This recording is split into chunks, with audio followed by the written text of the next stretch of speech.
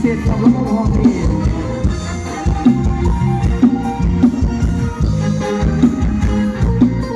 จัดให้สุดใหญ่ด้วยเมื่อลอยกระจายสายลมพัดเป่าน้ำแห้งลาเรียวใจเย็นสาวบ้านว่าเมื่อคำว่าเมื่อพวกมันเป็นไงทำมันอยากแน่นอนลงหาสู่วันผู้สาวบ้านงานลงเอาน้อง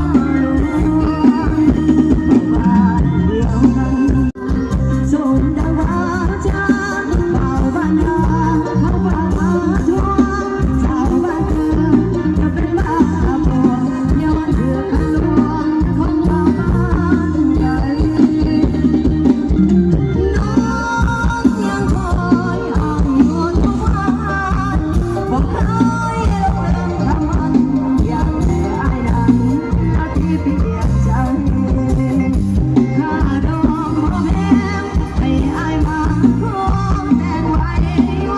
หากอยากลองเป็นของคนใหม่ที่ตัดสินใจฟังไว้สู่ขอบ้านอยากเป็นเพื่อนสาวบ้านเดินในแดนบ่อเกลือน้องพบกันที่บนสุเรือ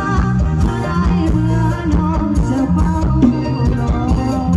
เพียงใจเพียงใจ